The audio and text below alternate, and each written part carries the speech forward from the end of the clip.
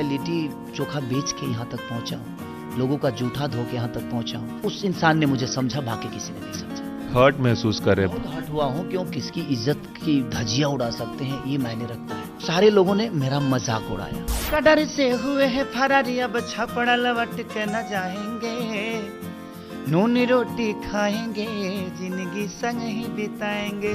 ठीक है। So another week in the Big Boss house ended with a shocking eviction. कल रात Bhojpuri superstar Khesari Lal Yadav, जिन्होंने बिग बॉस 13 में एंट्री ली थी एज वाइल्ड कार्ड कंटेस्टेंट, उनकी जर्नी ओवर।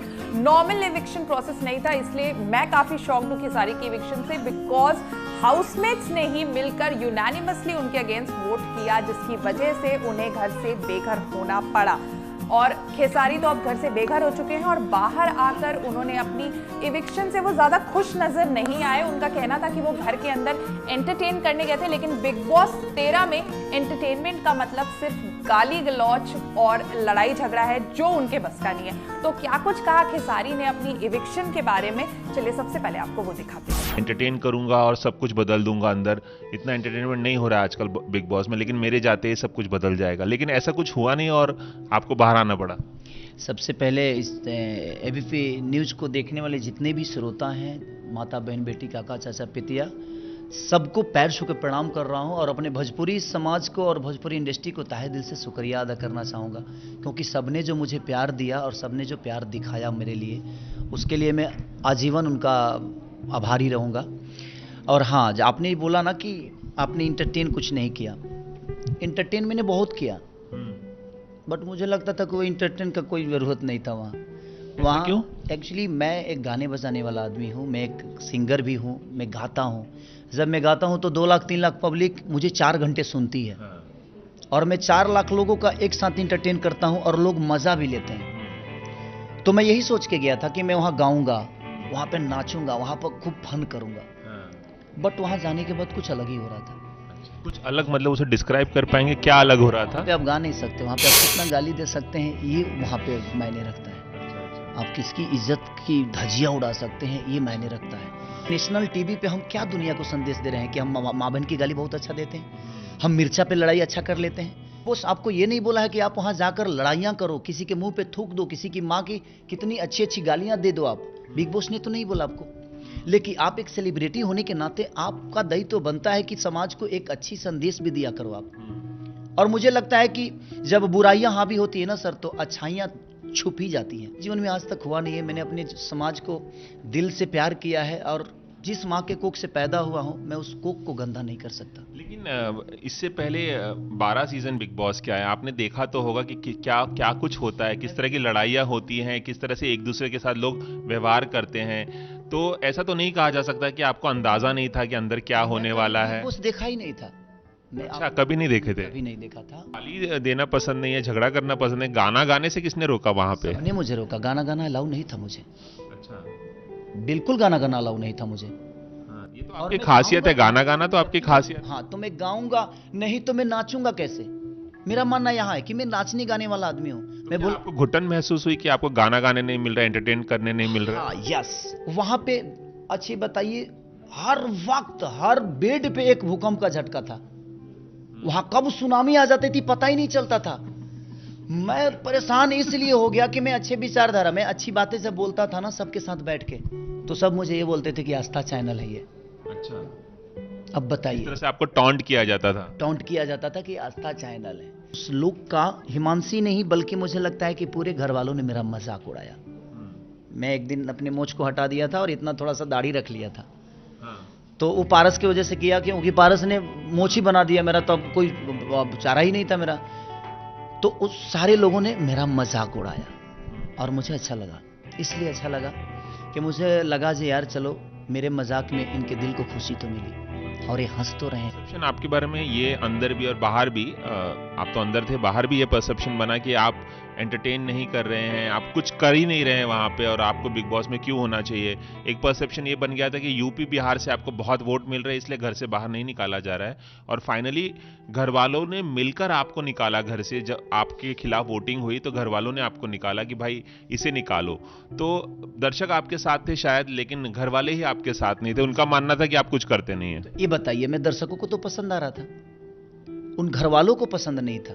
हो सकता है बिग बॉस को भी मैं पसंद नहीं हूँ। मेरे कहने का मतलब कि देखिए, आप अपने विचारधारा को जब भी लेकर चलिएगा तो आपको प्रॉब्लम होगी। सच्चाई को दबाया जा सकता है पर उसको मिटाया नहीं जा सकता। सबसे ज्यादा लड़ाई ही प्रमोट हो रही है, लड़ाई ही प्रमोट हो रही है, गाली गलौज प्रमोट हो रही है। तो मैं तो दूर था वहां से। तो जब लड़ाई और इंटरटेन का कोई जगह ही नहीं है तो मैं तो कहां से देखूंगा बताइए आप। मेरा मानना यहाँ है, और मैं उस विचारधारा का हूं भी नहीं जहां जुबान की लड़ाई हो। और मैंने हमेशा माँ बहन की इज्जत की है। मैं लिट्टी चोखा बेच के यहाँ तक पहुंचा हूँ, लोगों का जूठा धो के यहाँ तक पहुंचा हूँ। तो मुझे लगता है कि मैं थोड़े पल के लिए उनका एंटरटेन कर दिया। बाद के एपिसोड में हमने देखा कि हिमांशी के मन में कुछ फीलिंग्स हैं, कुछ अच्छी अच्छी बातें उनके मन में आ रही हैं आपके बारे में। उसके बारे में कुछ कहेंगे? वहाँ घर वालों के किसी के मन में कोई अच्छी बातें नहीं है सर। मैंने जो देखा उतना ही महसूस किया कि मैं अपने विचारधारा के साथ गया था और मैं अपने प्रतिष्ठा को बचा। कुछ पसंद करने लगी थी आप? बिल्कुल सर, मैं एक नहीं, मुझे किसी के पसंद करने से कोई मतलब ही नहीं था। और मैं वहाँ पसंद कराने तो गया नहीं था, क्योंकि मैं एक बीवी बच्चे वाला आदमी हूँ। मेरी बेटी कृति है, मेरा बेटा ऋषभ है, मेरी वाइफ चंदा है, और मैं इस तीनों परिवार में बड़ा खुश हूँ। और इन तीन परिवार कुछ अंदर ऐसा भी कहा था कि अगर मेरी वाइफ देख लेंगी तो बहुत मारेंगी मुझे। हाँ, तो बिल्कुल क्यों नहीं मारेगी, उसका हक है।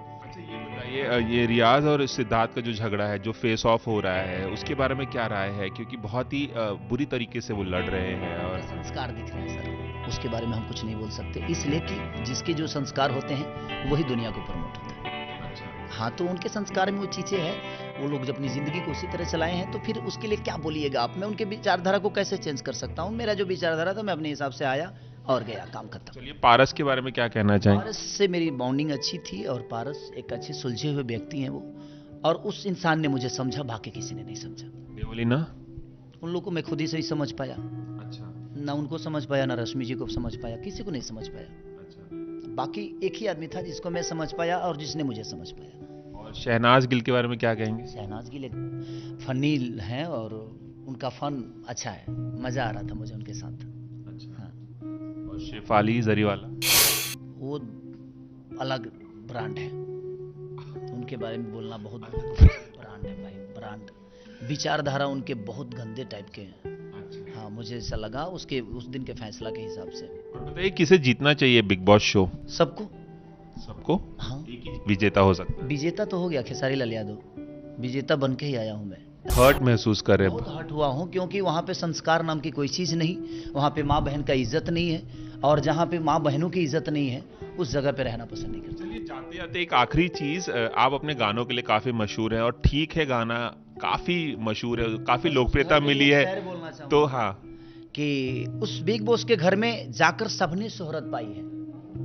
उस बिग बॉस के घर में जाके सबने शोहरत पाई है, लेकिन मुझे क्या पता, वहां जाने के बाद पता चला कि वहां तो प्याज पे लड़ाई है।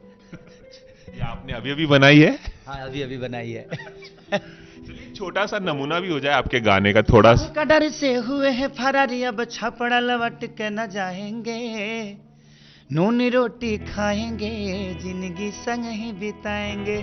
ठीक है, तो क्लियरली दिख रहा है खेसारी खुश नहीं है अपनी इविक्शन से, और आज है वीकेंड का वार, और तैयार हो जाइए सलमान खान का अनसीन रूप देखने के लिए, क्योंकि आज वो एक एक कंटेस्टेंट की क्लास लगाने वाले हैं, और उनके निशाने पर खास तौर पर रहने वाले हैं सिद्धार्थ शुक्ला और आसिम रियाज। भाई, लास्ट वीक का जो पूरा हाईलाइट था वो सिद्धार्थ और आसिम का फाइट बन के रह गया था, और इस केस को आज सलमान ओपन करने वाले हैं। और फिलहाल खेसारी की इविक्शन इंटरव्यू के बारे में क्या राय है आपकी?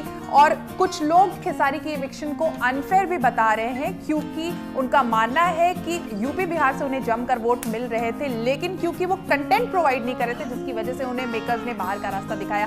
तो आप कितना एग्री करते हैं, और खेसारी की इस पूरी इविक्शन इंटरव्यू के बारे में क्या राय है आपकी? बताइए हमें अपने कॉमेंट्स के जरिए, और मैं मिलती हूँ आपको अपने नेक्स्ट वीडियो में। ये है एबीपी न्यूज, आपको रखे आगे।